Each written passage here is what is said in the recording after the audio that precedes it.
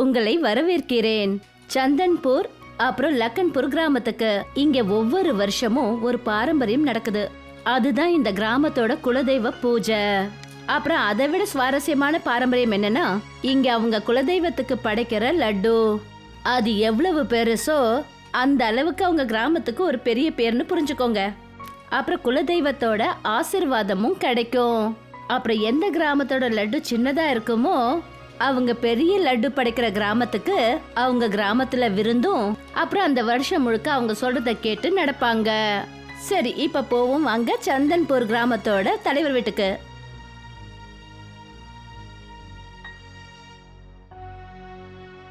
அட இங்க பாரு, டீ போடுறதுக்கு வானத்துக்கே போயிட்டியா என்ன? 1 மணி நேரமா சும்மா உட்காந்துட்டு இருக்கேன். சாயந்தரத்துக்குள்ள டீயை கொடுத்துடுவியா? போதும், சும்மா கத்தாதீங்க. காலையில இருந்து 5வது டீ உங்களுக்கு கொடுக்கறது. பஞ்சாயத்துக்கு போறீங்களா இல்ல இல்ல நாள் முழுக்க வீட்ல இருந்து என்கிட்ட டீ வாங்கி குடிக்கிறதே உங்களோட உத்தேசமா? சரி சரி, உன்னோட பேச்சை நிறுத்து. கிராமத்துல இப்பவும் பெரிய பிரச்சனை போயிட்டு இருக்கு. இந்த தடவையும் நம்ம லட்டு சின்னதாயிடுச்சுன்னா மொத்த லக்கன்பூர் கிராமத்தையும் நம்ம தான் சுமக்கணும். அப்புறம் கடவுள் ஆசீர்வாதமும் கிடைக்காது. அப்புறம் மொத்த வருஷமும் அமைதியாக தான் கடவுளை கும்பிட வேண்டியிருக்கும். எல்லா வருஷமும் சுமந்து சுமந்து என்னோட முதுகு வலி ரொம்பவே அதிகமாயிடுச்சு. இன்னொரு வருஷம் அந்த வலியை என்னால் பொறுத்துக்கலாம் முடியாது. சரி, அப்படின்னா போய் உடனே இந்த பிரச்சனைக்கு தீர்வு காண வேண்டியது தானே. முதல்ல போய் ஒரு நல்ல ஸ்வீட் செய்யறவனா பாருங்க. அவனாவது எல்லாரையும் விட பெரிய லட்டு செய்யட்டும். இப்போ போய் பார்த்து தான் ஆகணும். சரி, நான் பஞ்சாயத்துக்கு போயிட்டு வரேன். சாயந்தரம் வந்து டீ குடிக்கும்போது உன்கிட்ட பேசுகிறேன். என்னது? அப்ப பஞ்சாயத்தை விட்டு ஒரு டீ கடையை திறந்துடுங்க. அந்த கடையில நீங்களே டீயை போட்டு நீங்களே குடிங்க.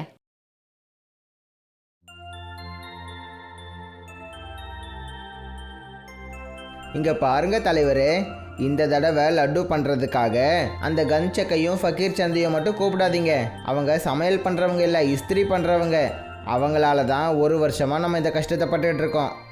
இல்லை இல்லை, இந்த தடவை ஏதோ ஒரு சந்த் சமையல்காரன் தான் சந்தன்பூர் கிராமத்துக்கு லட்டுவை பண்ண போகிறான். அப்புறம் அந்த சமையல்காரனை கண்டுபிடிக்கிற பொறுப்பு இந்த தடவை உன்னோடது. நீங்கள் கவலைப்படாதீங்க, மொத்த நகரத்துலேயும் தேடி ரொம்பவே அருமையான சமையல்காரனை நான் கூட்டிகிட்டு வரேன். நான் இன்றைக்கே நகரத்துக்கு கிளம்ப போகிறேன். வரும்போது சமையல்காரனை கூட்டிக்கிட்டு தான் வருவேன்.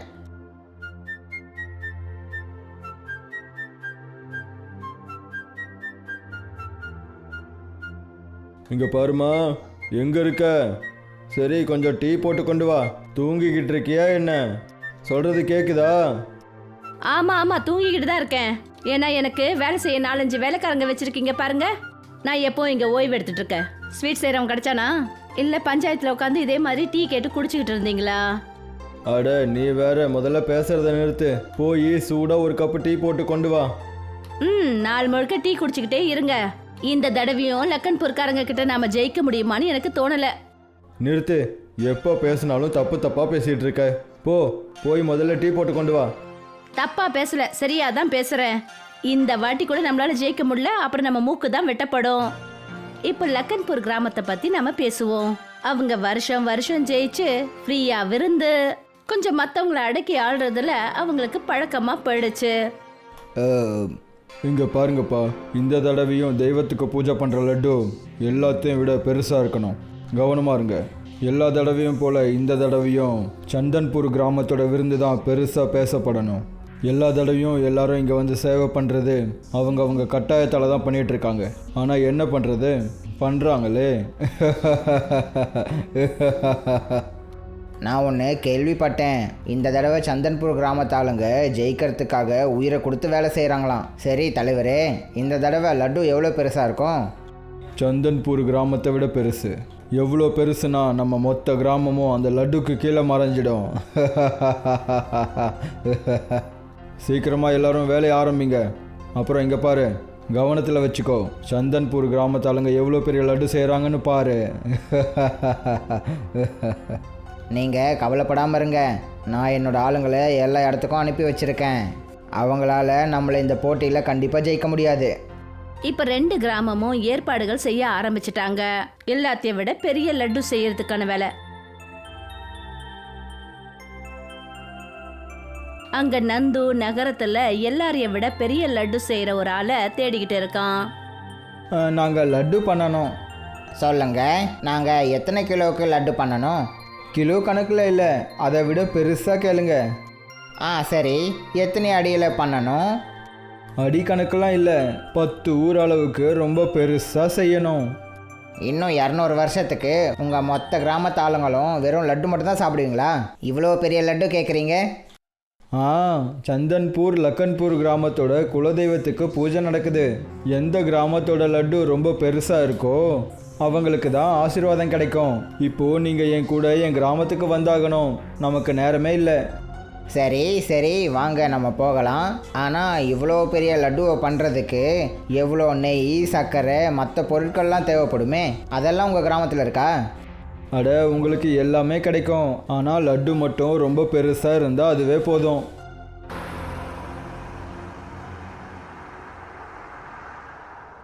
சஜ்ஜுவும் நந்துவும் சந்தன்பூர் கிராமத்துக்கு வந்துட்டு இருந்தாங்க.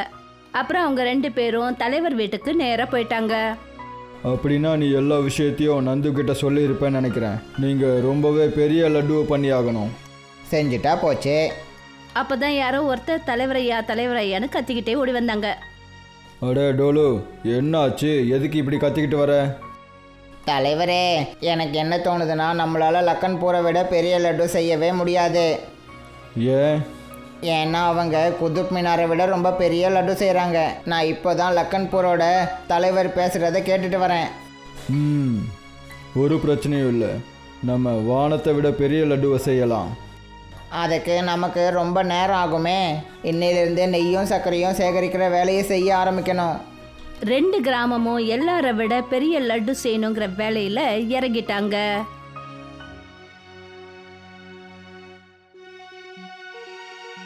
தலைவரே, இந்த லட்டு அடிக்கடி எப்படி உடையுதுன்னு தெரிய மாட்டேங்குது. இப்போ என்ன பண்ணுறது? இப்படியே போச்சுன்னா நம்மளால் குதுப் மினார் அளவுக்கு லட்டு செய்ய முடியாது. பாதி கிராமத்தில் இருக்கிற சர்க்கரையை வாங்கியாச்சு, இருந்தாலும் எதுவும் பண்ண முடியலை. நம்ம ஏன் மரத்தில் குதுப் மினார் பண்ணக்கூடாது? அப்புறம் அதுக்கு மேலே நம்ம லட்டுவோட பூந்தியை வச்சு ஒட்டிடலாம்.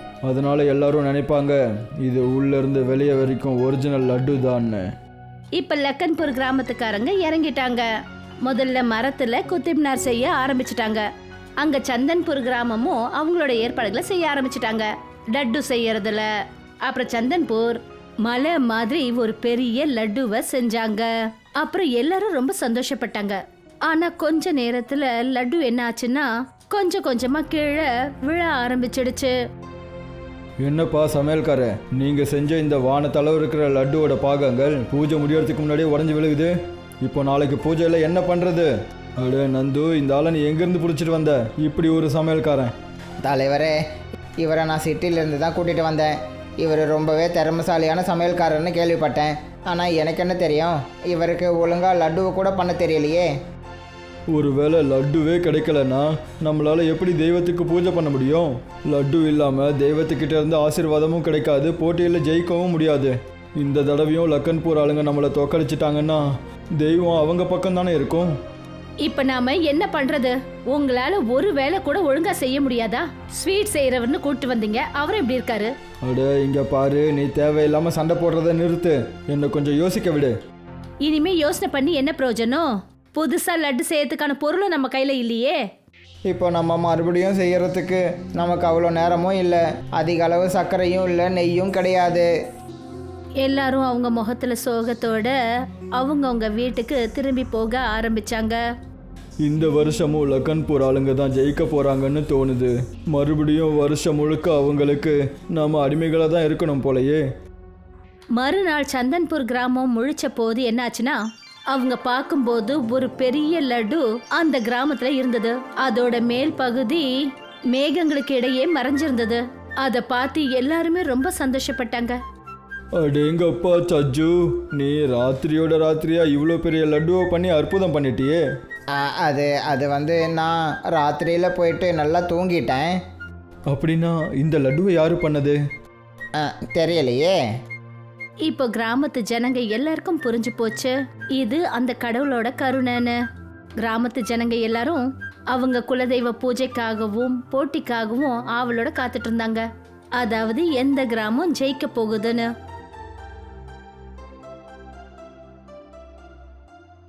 அப்புறம் லக்கன்பூர் கிராமத்து ஜனங்க கூட அவங்க செஞ்ச லட்டுவை கொண்டு வந்து கடவுள் முன்னாடி படைச்சாங்க. எல்லாரும் பார்த்துக்கிட்டு இருந்தாங்க. 2 கிராமத்து லட்டுவோட உயரமும் வானத்துல இருக்கிற மேகங்களோட மறைஞ்சு போயிருந்தது. வாவ், அங்க பாருங்க, நம்மளோட லட்டு எவ்வளோ மின்னுது பாருங்க. என்ன தோணுதுன்னா சந்தன்பூர் ஆளுங்க நம்ம லட்டுவோட ஜொலிப்பாலேயே தோத்து போக போறாங்க. என்ன தலைவரே, இந்த தடவை நீங்க தப்பா நினைச்சிட்டு இருக்கீங்க ராம்லக்கன். சந்தன்பூர் கிராமத்தோட லட்டுவுக்கு முன்னாடி உங்க ஜொலிப்பு கம்மியாக தான் இருக்கு. ஆமாம் தலைவரே, சந்தன்பூர் கிராமத்து லட்டுவோட வெளிச்சம் மொத்த கிராமத்துக்கும் பிரகாசமாக இருக்கு. எனக்கு அப்படி எந்த ஒரு பிரகாசமும் தெரியலையே. இங்கே வர வெளிச்சம் எல்லாம் லக்கன்பூர் கிராமத்தோட லட்டுவிலேருந்து தான் வருது. அதனால தான் உங்களோட லட்டு கூட ஜொலிச்சுக்கிட்டு இருக்கு.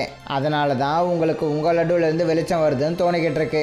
தெய்வத்தோட ஆசீர்வாதம் கிடைக்கும் போது எது உண்மை நமக்கு தெரிய போகுதுல்ல, யாரோட லட்டு உண்மையில் பெருசுன்னு. நீங்கள் போன வருஷம் தோற்று போனதை மறந்துட்டீங்கன்னு நான் நினைக்கிறேன். அப்புறம் இப்போவும் இந்த வருஷம் இன்னும் முடியவே இல்லை. தோற்று போகிற கிராமம் ஜெயிச்ச கிராமத்துக்கு முன்னாடி இப்படி பெரிய பெரிய வார்த்தைலாம் பேசக்கூடாது. எல்லாரும் கடவுளுக்கு பூஜை அர்ச்சனைன்னு ஆரம்பிச்சாங்க. அப்புறம் காத்துக்கிட்டு இருந்தாங்க. அதாவது இந்த தடவை யாருக்கு கடவுள் ஆசீர்வாதம் பண்ணுவாருன்னு. கொஞ்ச நேரத்துல லக்கன்பூர் கிராமத்தோட லட்டு கொஞ்சம் கொஞ்சமா பேந்து கீழே கொட்டி உடைய ஆரம்பிச்சது. அப்புறம் நாலாபுறமும் வெறும் மரங்களோட துண்டுகளா இருந்தது. அட, இவங்களோட லட்டு போலியானது. இது முழுக்க கட்டையால் தானே செய்யப்பட்டிருக்கு. மேல் பக்கம் மட்டும்தான் வெறும் லட்டு இருக்கு. உள்பக்கம் மொத்தமாகவும் வெறும் கட்டைகள் தான் இருக்கு. பாத்தியா ராம்லக்கன், தெய்வத்தோட ஆசீர்வாதத்தால் கிராமத்து ஜனங்க எல்லாரும் முன்னாடியும் உன்னோட பொய் வெளிச்சத்துக்கு வந்துருச்சு. எல்லா வருஷமும் இப்படி ஏமாத்தி தானே உங்களோட வெற்றிகளை பெற்றுட்டு இருந்தீங்க. தலைவரே, பெரிய பெரிய பேச்சுகள் தான் பேசுகிறாங்க, அப்புறம் சின்ன லட்டு செய்கிறாங்க. இனிமேல் இந்த மொத்த வருஷமும் சந்தன்பூர் கிராமத்துக்கு முன்னாடி இவங்க எல்லாரும் அவமானப்பட்டு தானே ஆகணும். லட்டுவில் எங்கேருந்து வெளிச்சம் வருதுன்னு சொல்ல வந்துட்டாங்க. அப்போதான் வானத்துல இடி சத்தம் கேட்க ஆரம்பிச்சது. அப்புறம் வானத்துல இருந்து வந்த ஒரு பிரகாசமான ஒளி வந்து நாலாபுறமும் அப்படியே பிரகாசமா மாறிடுச்சு. அப்பதான் ஒரு அசரீரி குரல் கேட்டுச்சு. பொய்யால் ரொம்ப வருஷத்துக்கு நிலச்சிருக்க முடியாது. அது எப்போவாச்சு உடஞ்சே தான் தீரும். லக்கன்பூர் ஜனங்க எப்போவும் சந்தன்பூர் ஜனங்களை ஏமாற்றிக்கிட்டு தான் இருந்தாங்க. அதனால தான் இப்போலேருந்து எல்லா வருஷமும் எந்த ஒரு போட்டியும் இல்லாமல் சந்தன்பூர் கிராமம் தான் ஜெயிக்க போகுது. அப்புறம் லக்கன்பூர் கிராமம் எப்பவும் சந்தன்பூர் கிராமத்துக்கு அடிபணிஞ்சு தான் நடந்தாகணும். என்னோட ஆசீர்வாதமும் எப்பவும் சந்தன்பூர் கிராமத்துக்கு தான் இருக்கும். இனிமேல் எப்பவும் இந்த மாதிரியான போட்டிகள் நடக்கவே நடக்காது. குலதெய்வத்துக்கு நன்றியோ நன்றிகள். இப்போவே எங்களுக்கு நல்லா புரிஞ்சிடுச்சு. உண்மையான மனசோடவும் எப்பவும் நேர்மையாக ஒரு வேலையை செஞ்சிட்டோம்னா அந்த வேலை கண்டிப்பாக ஜெயிச்சே தீரும். நாங்களும் உங்களை மாதிரி பொய்யான லட்டுக்களை பண்ண முடியும். என்னை மன்னிச்சுடு பிரதாப். நான் கடவுளோட பக்தியை வச்சு தான் விளையாடிட்டு இருக்கேன்ற விஷயத்த நான் மறந்தே போயிட்டேன். இந்த தப்பை ஏற்றுக்கிறதுக்கு நான் முழுசாக தயாராக இருக்கேன். இப்போலேருந்து லக்கன்பூர் கிராமம் சந்தன்பூர் கிராமத்தோட எல்லா கட்டளையும் நிறைவேற்றும். இல்லை ராம்லக்கன், ஒருவேளை நானும் உன்ன மாதிரியே எங்களுக்கு செஞ்சதை செஞ்சா அப்புறம் நான் கடவுளோட ஆசீர்வாதத்தை மதிக்காதது மாதிரி ஆகிடும். இன்னையிலேருந்து நம்ம எல்லாருமே சமந்தான். யாரும் பெருசு சின்னதெல்லாம் கிடையாது. நம்ம எல்லாரும் சேர்ந்து தெய்வத்துக்கு பூஜைகள் பண்ணலாம். இனி எல்லா வருஷமும் இதை போட்டியாக நடத்த வேண்டாம், ஒரு திருவிழாவாக நம்ம நடத்தலாம். இனிமேல் நீ எது சொன்னாலும் நான் கேட்குறேன் பிரதாப். இன்னிலேருந்து 2 கிராமமும் எப்பவும் ஒன்றாவே இருக்கலாம். இப்போ 2 கிராமமும் சேர்ந்து அக்கம் பக்கத்துல இருக்கிற கிராமத்து ஜனங்க எல்லாருக்கும் தன்னோட ஊர் பூஜைக்காகவும் விருந்துக்காகவும் கூப்பிட ஆரம்பிச்சாங்க. அப்புறம் 2 கிராமமும் ஒன்னா இருந்து குலதெய்வ பூஜையை ரொம்ப கொண்டாட்டத்தோட செஞ்சாங்க. அப்புறம் இது போல லக்கன்பூர் அப்புறம் சந்தன்பூர் கிராமமும் ஒன்று சேர்ந்துச்சு. அப்புறம் 2 கிராமமும் சேர்ந்து இந்த குலதெய்வ பூஜையை பெரிய கொண்டாட்டமா செய்யணும்னு முடிவு பண்ணாங்க. தேவையில்லாத போட்டி பொறாம ஒரு முடிவுக்கு வந்து பக்தி செல்வாக்கோட ஒரு புதிய நடைமுறை தொடங்குச்சு. ராதா ஒரு ஏழ்மையான வர்க்கத்தை சேர்ந்த ரொம்ப நேர்மையான நல்ல உழைக்கிற ஒரு பெண். அவ ஒரு சின்ன லட்டு கடைய நடத்திக்கிட்டு வந்தா. அவ அந்த இடத்துல தன் கையால லட்டு செஞ்சு அந்த லட்டுவை விப்பா.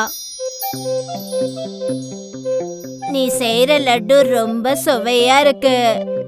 நான் என்ன நினைக்கிறேன்னா உன் கையில ஏதோ மந்திரஜாலம் இருக்கு. ராதா எப்போ ரொம்ப நேர்மையா சுத்தமான நெய்ல தான் அவ லட்டுவ செய்வா.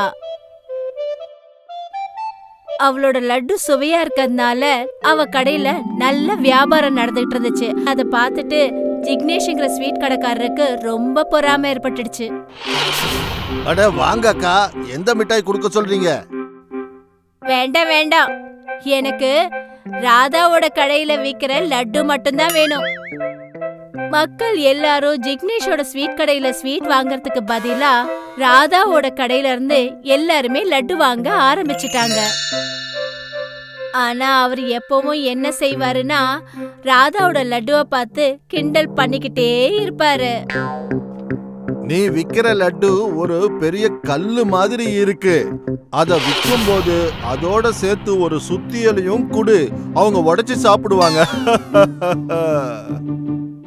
ஜிக்னேஷ் பேசுறத கேட்டு ராதாவுக்கு ரொம்ப வருத்தமா இருந்துச்சு.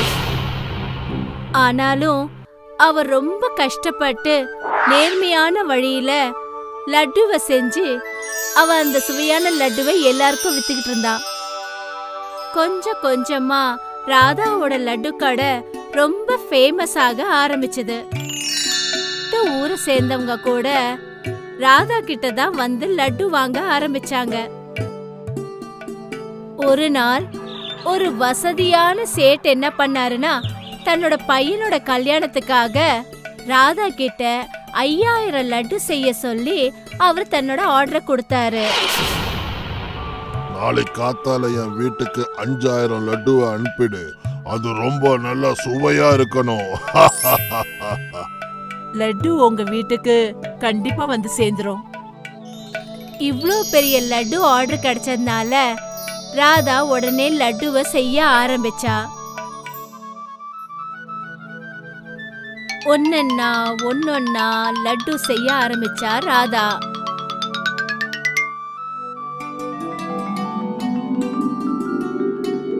அதுக்கப்புறம் ராத்திரிக்குள்ள எல்லா லட்டுக்களையும் செஞ்சு எல்லா லட்டுவையும் ஒரு பெரிய பாத்திரத்துல அடுக்கி வச்சிட்டா ராதா.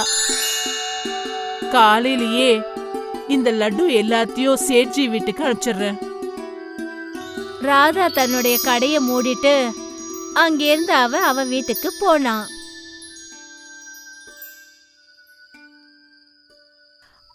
ஆனா பக்கத்து கடைக்காரர் ஜிக்னேஷோட மனசுல வேற ஒரு எண்ணம் ஓடிக்கிட்டே இருந்துச்சு. என்ன நினைச்சாருன்னா, அதாவது ராதா செஞ்ச எல்லா லட்டுக்களுமே சேட்டோட வீட்டுக்கு போய் சேரக்கூடாதுன்னு நினைச்சாரு. அதனால அந்த சேட்டு ராதா மேல கோவப்படணும்னு அவர் நினைச்சாரு. ராதா மேல இல்லாத பொல்லாததெல்லாம் சொல்லிட்டோன்னா அவ கடைய மூட வேண்டியதா வரும். ஜிக்னேஷ் தன்னோட கடைக்கு போனாரு. அங்க இருந்து அவர் ஒரு பெரிய கூண்டை எடுத்துக்கிட்டு வந்தாரு. அதுல பார்த்தா 4-5 எலிங்க ஓடிக்கிட்டு இருந்துச்சு. அவர் என்ன பண்ணாருன்னா அந்த எலிய யாருக்கும் தெரியாம ராதாவோட கடைக்குள்ள விட்டுட்டாரு. பசியா இருக்கிற இந்த எலிகள் உள்ள போயிட்டு அந்த லட்டு எல்லாத்தையும் சாப்பிட்டுடும். மறுநாள் காலையில ராதா தன்னோட கடைய திறந்த உடனேயே அங்க பார்த்தா அந்த எலிங்கள்லாம் அங்க பண்ண அட்டகாசத்தை பார்த்து அதிர்ச்சி ஆயிட்டா. ஆ, இந்த எலி எல்லாம் எப்படி என்னோட கடைக்குள்ள வந்துச்சு?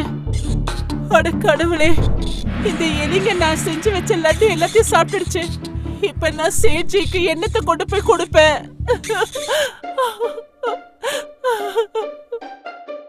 ராதா கடையில லட்டு நஷ்டமானத பார்த்து தூரத்துல இருந்த ஜிக்னேஷ் ரொம்ப சந்தோஷப்பட்டாரு. மொத்த லட்டையும் எலி சாப்பிட்டுச்சு. சேட்ஜியோட வீட்டுக்கு லட்டு அனுப்புற நேரமும் வந்துடுச்சு. ஆனா என்ன பண்ண முடியும்? ராதா செஞ்சு வச்ச லட்டு எல்லாத்தையுமே எலிங்க நாசமாக்கிடுச்சுங்க. ராதாவுக்கு என்ன பண்றதுனே தெரியாம அழுதுகிட்டே இருந்தா.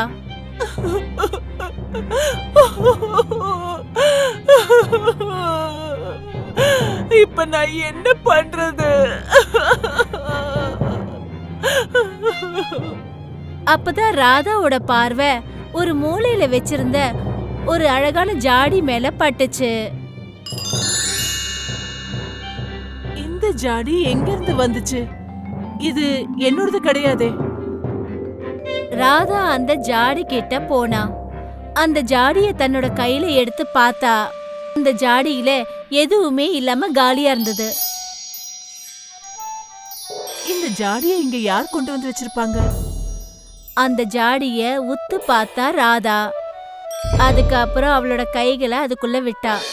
அவ கைய வெளியே எடுக்கும்போது அவ கையில 2 லட்டு வந்துச்சு. இந்த அற்புதத்தை பார்த்த உடனே ராதாவுக்கு அதிர்ச்சி ஆயிடுச்சு. இந்த லட்டு எங்க இருந்து வந்துச்சு? மறுபடியும் ராதா அந்த ஜாடிய உத்து பார்த்தா. ஆனா அந்த ஜாடியோ முழுமையா காலியா இருந்துச்சு. மறுபடியும் ராதா அந்த ஜாடிக்குள்ள தன்னோட கைய விட்டா. மறுபடியும் அவ கையில பார்த்தா மறுபடியும் 2 லட்டு வந்துடுச்சு. இந்த அற்புதத்தை பார்த்த உடனே ராதாவுக்கு ரொம்ப சந்தோஷமாயிடுச்சு. இது ஒரு மந்திர ஜாடி மாதிரி இருக்கே. எப்பெல்லாம் நான் கைவிடுறேனோ அது 2 லட்டு கொடுக்குது. ராதா ஒவ்வொரு தடவையும் அந்த ஜாடிக்குள்ள கைய விடும்போது 2 லட்டு வந்துச்சு. இதே மாதிரி கொஞ்ச நேரத்துல 5000 லட்டுவை அவ சேர்த்து வச்சுட்டா. அதுக்கப்புறம் அவ அந்த லட்டுவை எடுத்துக்கிட்டு சேட்ஜி வீட்டுக்கு போனா. ராதா லட்டுவை எடுத்துட்டு போறத பார்த்த உடனே ஜிக்னேஷ்க்கு பயங்கர அதிர்ச்சி ஆயிடுச்சு. எல்லா லட்டுவையும் தான் எலி சாப்பிட்டுடுச்சுல்ல. அப்படி இருந்தும் இவ்வளோ சீக்கிரமா லட்டுவை இவ எப்படி கொண்டு வந்தா? இந்த ரகசியத்தை நான் தெரிஞ்சுக்கணும். கொஞ்ச நேரத்துக்கு அப்புறம் லட்டுவை கொடுத்துட்டு ராதா திரும்பவும் அவளோட கடைக்கு வந்து சேர்ந்தா. மறுபடியும் அவ அந்த ஜாடிக்குள்ள கைய விட்டு இன்னும் அதுல இருந்து லட்டுவை எடுக்கிறதுக்கு ஆரம்பிச்சிட்டா.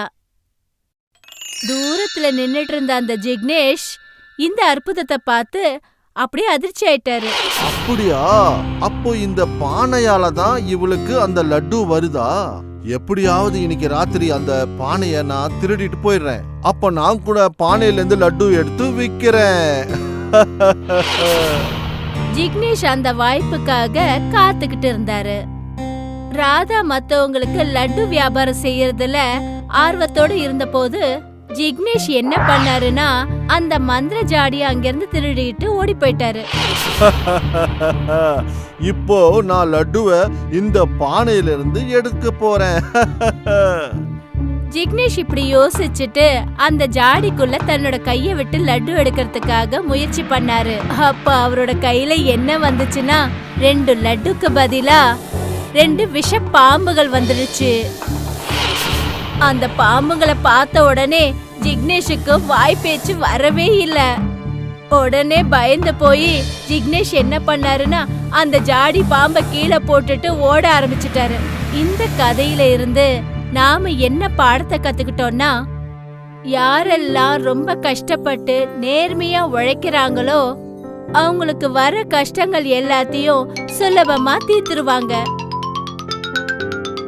ஆனா யாரெல்லாம் மத்தவங்கள பார்த்து பொறாமைப்படுறாங்களோ, மத்தவங்களுக்கு கஷ்டத்தை கொடுக்கணும்னு நினைக்கிறாங்களோ அவங்க தனக்கு தானே பிரச்சனைய தேடிப்பாங்க.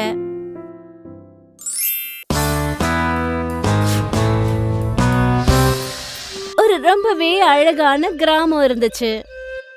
அங்க இருக்கிற விவசாயத்துல நல்ல பயிர்கள் விளைஞ்சுகிட்டு இருந்துச்சு. அதுல ஒரு பயிர் ஷம்புவுக்கு சொந்தமானது. ஷம்பு 3 மாசத்துக்கு நல்ல கடுமையா உழைப்பாரு. அந்த சமயத்துல அவரோட நிலத்துல பயிர்கள்லாம் பசுமையா இருந்தது. எப்போ பயிர்கள்லாம் அறுவடை பண்றதுக்கான நேரம் வருதோ அப்போ ஷம்புவுக்கு ரொம்பவே சந்தோஷம் ஏற்படும் அவருடைய பயிர்களை பார்த்து. பாத்தியா செல்லம், நம்ம பயிரெல்லாம் எப்படி தங்கம் மாதிரி ஜொலிக்குதுன்னு. பார்க்கறதுக்கு தங்கம் மாதிரி இருக்கே தவிர ஆனா தங்கம் கிடையாது. நீ எப்பவுமே மூஞ்ச தூக்கி வச்சுக்கிட்டு தான் இருப்பியா? எப்பவாவது இந்த பயிருங்களை பார்த்து கொஞ்சம் சந்தோஷப்படு. நீங்க எப்போ உங்க நிலத்துல தங்கத்தை விதைப்பீங்களோ அப்ப நான் சந்தோஷப்படுவேன். நீங்க எப்பெல்லாம் எதை விதைக்கிறீங்களோ அப்பெல்லாம் நம்ம குடும்பம் ரொம்பவே கஷ்டப்பட்டு தான் நடக்குது. நம்ம கல்யாணம் நடந்த போது நான் வீட்ல இருந்து வரும்போது எவ்வளவு நம்பிக்கையோட வந்தேன். என் புருஷன் என்ன தங்கத்தாலேயே அலங்கரிப்பாருன்னு ஆசைப்பட்டேன். ஆனா எல்லா நம்பிக்கையும் உடைஞ்சு போச்சு. ஷம்புவோட மனைவி எப்ப பார்த்தாலும் ஏதாவது அவனை சொல்லிக்கிட்டே இருப்பா. கொஞ்சம் மாசங்கள் ஆனதுக்கு அப்புறமா இன்னைக்கு ஷம்பு தன்னோட நிலத்தை சுத்தி வலம் வந்துட்டு இருந்தாரு. அவரோட கோடாலியை எடுத்து மண்ணை தோண்ட ஆரம்பிச்சாரு. அப்படி தோண்டிட்டு இருக்கும்போது ஏதோ ஒரு பொருளோட சத்தம் கேட்டுச்சு. ஷம்பு தன்னோட கையால அங்க இருந்த மணல்கள் எல்லாத்தையும் கையாலேயே விலக்கி விட்டுட்டு அவருக்கு அந்த இடத்துல ஒரு மண் பானை கிடைச்சது. இது எப்படி இங்க வந்துச்சு? இப்ப இது என்ன பண்றது? பேசாம நம்ம வீட்டுக்கே கொண்டு போலாம். ஷம்பு அந்த பானையை எடுத்து பக்கத்துல வச்சுக்கிட்டு மறுபடியும் அந்த மண்ணை தோண்ட ஆரம்பிச்சாரு. காலையில இருந்து சாயங்காலம் வரைக்கும் வேலை செஞ்சு அவர் ரொம்பவே சோர்ந்து போயிட்டாரு. அவர் அந்த கோடாலியை எடுத்து அந்த பானைக்குள்ள போட்டாரு. அதுக்கப்புறம் அங்க பக்கத்துல இருந்த மரத்துக்கு அடியில படுத்து தூங்க ஆரம்பிச்சாரு. ஷம்பு தூங்கி எழுந்த உடனே அதிர்ச்சி ஆயிட்டாரு. ஏன்னா இப்ப ஒரு கோடாலிக்கு பதிலா 3 கோடாலி அந்த பானையில இருந்துச்சு. இந்த பாக்கி 2 கோடாலியை இங்க கொண்டு வந்து யாரு வச்சாங்க? என்கிட்ட ஒரே ஒரு கோடாலி தானே இருந்துச்சு. எதுவா இருந்தாலும் சரி, நல்ல விஷயம் தானே. இதை நான் என் வீட்டுக்கு எடுத்துட்டு போறேன். ஷம்பு அந்த பானையை எடுத்துக்கிட்டு வீட்டுக்கு போனாரு. இங்க பாரு செல்லம், ரொம்ப பெரிய அதிசயம் நடந்திருக்கு. எனக்கு இந்த பானை கிடைச்சது. இந்த பானைக்குள்ள என்னுடைய கோடாலிய வச்சேன். அப்புறம் தூங்கி எந்திரிச்சு பாக்குறேன், 1க்கு பதிலா இன்னும் 2 கோடாலி இருந்தது. இங்க பாத்தியா? 3. இது ஏதோ ஒரு மாயாஜால பானையா தான் இருக்கும். நீ என்னென்னமோ சொல்லிட்டு இருக்க? இப்போ அது நான் சொல்றத கொஞ்சம் கேளுங்களேன். சரி வாங்க, இத நம்ம சோதிச்சு பார்க்கலாம். அது எப்படி? நான் இதுக்குள்ள என்னுடைய ஒரு வலையில போட்டு வைக்கிறேன், அப்புறம் பார்க்கலாம். சாந்தா அந்த பானைக்குள்ள தன்னோட ஒரு கை வலையில போட்டா. அதுக்கப்புறம் அவங்க 2 பேரும் வேற ஒரு அறைக்குள்ள போயிட்டாங்க. ராத்திரிக்குள்ள அந்த ஒரு வளையல் 3 வளையலா மாறிடுச்சு. அப்புறம் மறுநாள் காலையில சாந்தாவும் ஷம்புவும் அந்த பானைக்குள்ள பார்த்தாங்க. அப்போ நான் தான் சொன்னேன்ல, இந்த பானை மாயாஜாலம் கொண்டதுன்னு. ஆமா, உண்மையிலேயே இது மாயாஜால பானை தான். நமக்கு இப்போ நேரமே மாறிடுச்சுங்க. நாம பெரிய பணக்காரங்களா ஆக போறோங்க. நான் என் கல்யாணத்தப்ப எவ்வளவு ஆசைப்பட்டனோ அதெல்லாம் நிச்சயமா நிறைவேற போகுது. எல்லாம் சரிதான். ஆனா கொஞ்சம் நிதானம் தேவை. ஆனா இந்த மாயாஜாலம் நிறைஞ்ச பானைய பத்தி யாருக்கும் தெரியக்கூடாது. நான் என்ன புத்தி கெட்டவளா நான் எல்லாருக்கும் போய் சொல்றதுக்கு? சரி, நான் இப்போ என்னுடைய நிலத்துக்கு போறேன். ஷம்பு தன்னோட விவசாயத்தை பார்க்கறதுக்காக போயிட்டாரு. ஆனா இங்க சாந்தாவோ ஒரு பொருளை 3 பொருளை ஆக்கிக்கிட்டு இருந்தா. முதல்ல அவளுடைய ஒரு நல்ல சேலைய அந்த பானைக்குள்ள அவ போட்டா. கொஞ்ச நேரத்துல அது 3 சேலையா மாறிடுச்சு. அதுக்கப்புறம் சாந்தா தன்னுடைய தங்க வளையல 1 போட்டா. அதுவும் 1க்கு பதிலா 3 தங்க வளையலா மாறிடுச்சு. அதுக்கப்புறம் என்னாச்சு? சாந்தாவோட கண்ணுல பட்டது எல்லாத்தையுமே 1க்கு பதிலா 3ஆ மாத்த ஆரம்பிச்சா. சாயந்தரம் ஆனதுக்கு அப்புறமா ஷம்பு திரும்ப வீட்டுக்கு வந்தாரு. அவரு அவங்க வீட்டை பார்த்துட்டு அப்படியே அதிர்ந்து போய் நின்னுட்டாரு. அங்க ஒரு சேருக்கு பதிலா 3 சேர் இருந்தது. 3 கடிகாரம், ஒவ்வொரு பொருளும் 3 இருந்தது. அதுக்கப்புறம் அவர் தன்னோட மனைவியை பார்த்தாரு. அப்போ அவளோட கழுத்துல 3 தாலி இருந்துச்சு. அவளோட கைகள்ல 3 வளையல்கள். அதுக்கப்புறம் அவர் தரைய பார்த்தா ஒவ்வொரு கலர் சாரியும் 3 இருந்தது. இது என்ன சாந்தா? இப்ப நாம பெரிய ஆளாயிட்டோம். பாத்தீங்களா இப்ப என்கிட்ட எவ்வளவு நகைகள் இருக்குன்னு, அப்புறம் சேலைகளும் இருக்கு. அங்க பாத்தீங்களா எவ்வளவு பொருட்கள்? எல்லா பொருளும் 3 இருக்கு.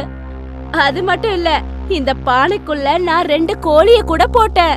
இப்ப நம்ம கிட்ட 6 கோழிங்க இருக்கு. உண்மையிலேயே நமக்கு இப்பதான் நேரம் வந்திருக்கு. என்னங்க, நான் நாளைக்கே சந்தைக்கு போய் இது எல்லாத்தையும் அங்கேயே வித்துருவேன். அதுக்கப்புறம் நாம இன்னும் பெரிய பணக்காரங்களாயிடுவோம். அதுக்கப்புறம் என்ன, இந்த கிராமத்துல நான் ஒருத்தி மட்டும் ஒரு ராணி மாதிரி சுத்தி வள வருவேன். ஷம்புவுக்கு சாந்தாவோட கண்கள்ல பேராசை தெரிய ஆரம்பிச்சது. அப்படியா? சரி, அந்த பானை எங்க? இதோ இங்கதான் இருக்கு. ஷம்பு அந்த பானை கிட்ட போய் அந்த மண் பானைய கையில தூக்கி கீழே தூக்கி போட்டு உடைச்சிட்டாரு.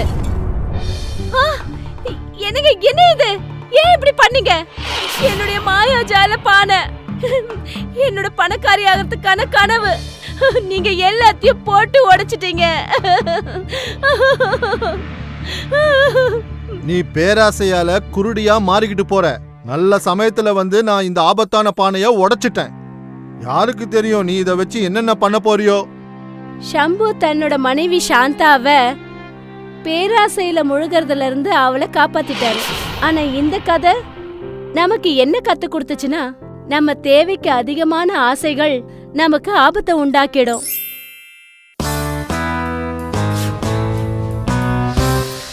பீம்கட்டுங்கிற ஒரு ஊர்ல ஒரு பணக்கார சேட்ஜி வாழ்ந்து வந்தாரு. அவருக்கு நிறைய சொத்துக்கள் இருந்தது. அவருக்கு சொந்தமான ஒரு குடோனும் வச்சிருந்தாரு. சேட்ஜிக்கு கல்யாணமாகி ரொம்ப வருஷங்கள் ஆயிடுச்சு. ஆனா அவங்களுக்கு குழந்தை பாக்கியமே கிடையாது. ஒரு நாள் சேட்ஜிய பாக்கிறதுக்காக அவருக்கு தெரிஞ்ச ஒருத்தர் வந்தாரு. நீ ரொம்ப பெரியவனாச்சே, நீ இவ்வளவு பணம் வச்சிருந்து என்ன பிரயோஜனம்? உனக்கு தான் குழந்தை குட்டி இல்லையே. எனக்கு குழந்தை குட்டிங்க இல்லைன்னு நானும் கஷ்டப்பட்டுக்கிட்டு தான் இருக்கேன். என்ன பண்ண சொல்ற? நீ ஏன் ரெண்டாவதா ஒரு கல்யாணம் பண்ணி கூடாது? இத கேட்டதும் சேட்ஜி யோசிக்க ஆரம்பிச்சாரு. எனக்கு தெரிஞ்ச ஒரு பொண்ணு இருக்கா. அவ என்னுடைய தங்கச்சி பொண்ணு, பேரு மாயா. நீ சரின்னு சொன்னீன்னா நானும் அவங்க கிட்ட பேசிடுவேன். சேட்ஜியும் சரின்னு சொல்லிட்டாரு. கொஞ்ச நாளைக்கு அப்புறமா சேட்ஜி மாயாவை கல்யாணம் பண்ணிக்கிட்டு வீட்டுக்கு கூட்டிட்டு வந்தாரு. இத பார்த்த ரேகாவுக்கு ரொம்ப கஷ்டமா இருந்தது. ஆனா அவ ஒரு வார்த்தை கூட எதுவும் சொல்லல. மாயா நாள் பூராவும் வீட்ல நல்ல ரெஸ்ட் எடுப்பா. ஆனா எல்லா வேலையும் அந்த வீட்ல ரேகா தான் பாப்பா. அப்புறம் இப்போ அவ தன்னுடைய சுயரூபத்தையும் காட்ட ஆரம்பிச்சிட்டா. சாயந்தரம் ஆனதுக்கு அப்புறம் சேட்ஜி வீட்டுக்கு வரும்போது மாயா தனக்கு உடம்பு சரியில்லாத மாதிரி நடிக்க ஆரம்பிப்பா. ஐயோ, நான் என்னன்னு சொல்லுவேன், என்னுடைய இடுப்பு, அப்பா. உனக்கு என்னமா ஆச்சு? காலையில நீ நல்லா தானே இருந்த? நாள் பூராவும் வீட்டை சுத்தம் பண்ணி வீட்ல இருக்கிற வேலை எல்லாத்தையும் செஞ்சு செஞ்சு என் இடுப்பே வலிக்குது. ஏன் ரேகா உனக்கு உதவி செய்யறது இல்லையா? அக்காவா? அவங்க என்னை விட பெரியவங்க. அவங்க எனக்கு எப்படி உதவி செய்வாங்க? அப்புறம் அதுவும் இல்லாம அவங்க உங்களுடைய முதல் மனைவி. அவங்களுக்கு தானே அதிகாரம் என்னை விட ஜாஸ்தி இருக்கும். இதெல்லாம் கேட்டதுக்கு அப்புறம் சேட்ஜியோட கண்கள் சகப்பாக ஆரம்பிச்சது. ரேகா, ரேகா, நான் கேள்விப்பட்டதெல்லாம் உண்மையா? இந்த வீட்டுக்கு வந்த பொண்ணுகிட்ட வேலை வாங்குறியா நீ? உன்னால எனக்கு ஒரு குழந்தை பெத்து கொடுக்க முடியல. ஆனா உனக்கு இவ்வளவு திமிரா? அதுவும் இல்லாம மாயாவை இவ்வளவு வேலை செய்ய வைக்கிறியா? ஆனா ரேகா அவருக்கு எவ்வளவோ புரிய வைக்கிறதுக்கு முயற்சி பண்ணா. ஆனா சேட்ஜியோ அவ சொல்றது எதையுமே அவர் கேட்கல. அதுக்கப்புறம் பாவம் ரேகா பேச்சு தாங்க முடியாம தனக்கு தானே அழ ஆரம்பிச்சா. இதே மாதிரி மாயா ஒவ்வொரு நாளும் ரேகாவை ஏதாவது ஒரு விஷயத்துல மாட்ட வச்சு திட்டு வாங்க வைப்பா. ஆனா பாவம் இந்த ரேகாவோ எல்லாத்தையும் காதால கேட்டுக்கிட்டு வீட்ல இருக்கிற எல்லா வேலையும் செய்வா.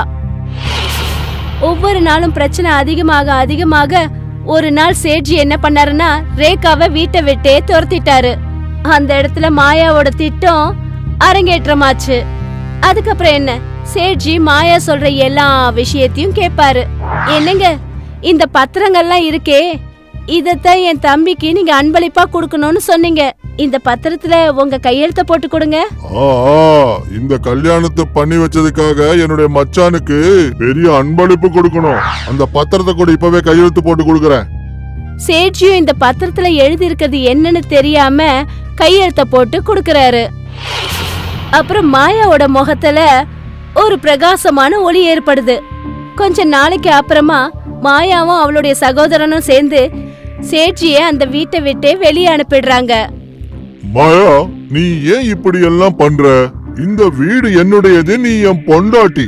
யோ கிழவா, உன்னால எப்படி இப்படியெல்லாம் யோசிக்க முடியுது? அதாவது நான் உன்ன மாதிரி ஒரு கிழவனை புருஷனா ஏத்துக்க முடியும்? நீ அன்னைக்கு ஒரு பத்திரத்துல எனக்கு கையெழுத்து போட்டு கொடுத்திய ஞாபகம் இருக்கா? அது எல்லாமே உனக்கு சொந்தமான இடமும் உன்னோட சொத்தும் தான்.